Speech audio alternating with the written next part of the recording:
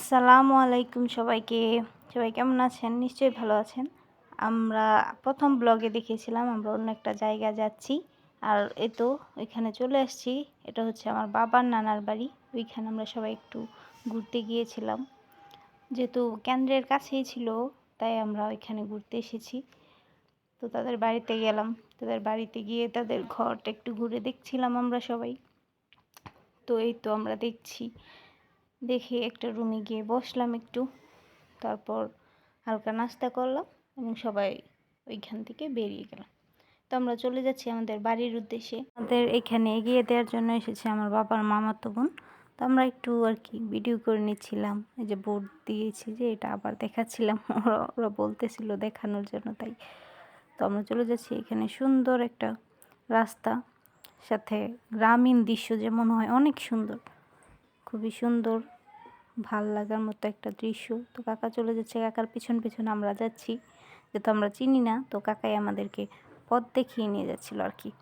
আমরা খুব একটা চিনি না, তো তাই।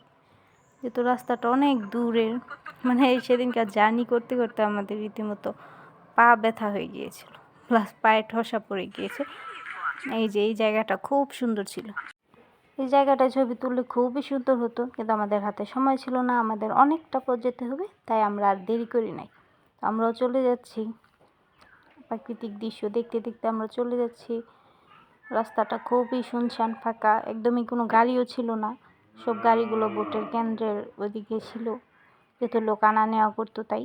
আর এই রাস্তায় মনে হয় খুব একটা গাড়ি চলে না, তাই আর কি। তা আমরা হেঁটেই যাচ্ছি, যদি গাড়ি পাই তাহলে গাড়িতে উঠবো। তো অনেকটা রাস্তা যাইতে হবে, তো আমরা যাচ্ছি। পথে ঘাটে অনেক সুন্দর দৃশ্য দেখা যাচ্ছে, কাকা যাচ্ছে, আমরাও যাচ্ছি।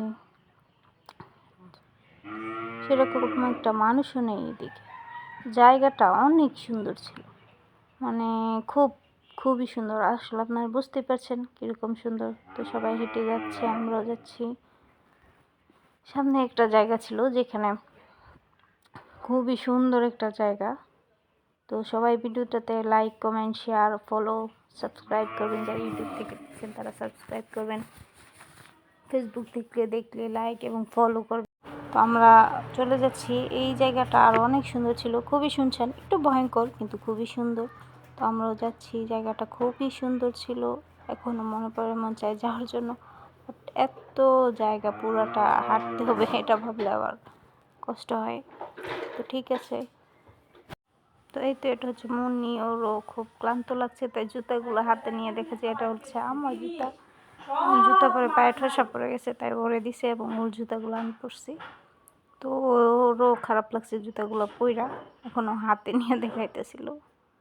বৃষ্টি বলতেছে, ভিডিও করার জন্য বলতেছিল।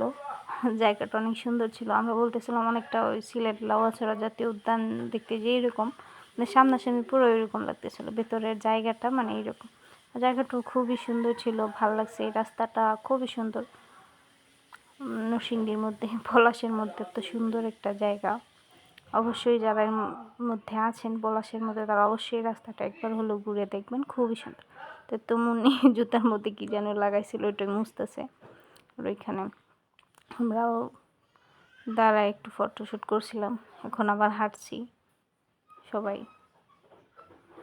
এই জায়গাটা পাহাড়ের মতো, তাই আর কি পুরাই বলতেছিলাম লাউয়াছড়া জাতীয় উদ্যানে আসছি আমরা সবাই। তো এই তো আজকের ব্লগ শেষ।